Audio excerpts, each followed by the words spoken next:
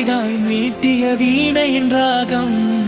காளிதாசன் கரைந்தே எழுதிய மேகத்தின் தூதம்.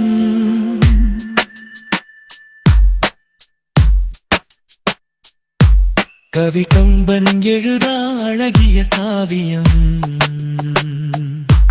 ரவிவர்மன் வரையாரண்ய ஓவியம். யுகங்கள் தாண்டி பிரம்மன் செய்தது எந்தன் தேவதை ரூபம்.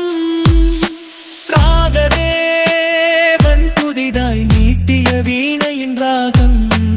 காளிதாசன் கரைந்தே எழுதிய மேகத்தின் தூதம். கவி கம்பன் எழுதா அழகிய காவியம். ரவிவர்மன் வரையாரண்ய ஓவியம். யுகங்கள் தாண்டி பிரம்மன் செய்தது எந்தன் தேவதை ரூபம்.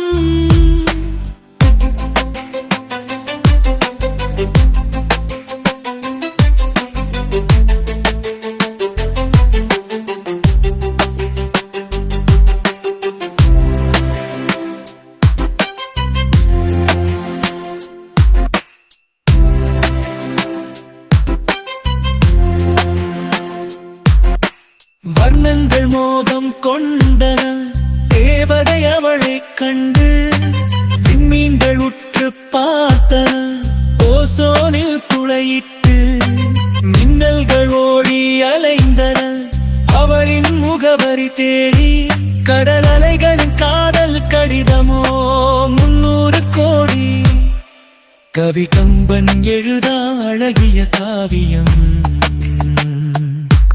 ரவிவர்மன் வரையாரண்ய ஓவியம். யுகங்கள் தாண்டி பிரம்மன் செய்தது எந்தன் தேவதை ரூபம்.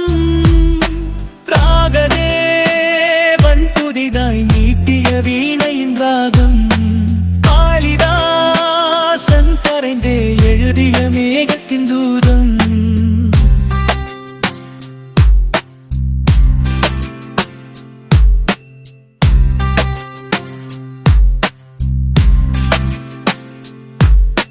வானவில்லும் வர்ணம் பூசும் தேவதை அவளை காணவே.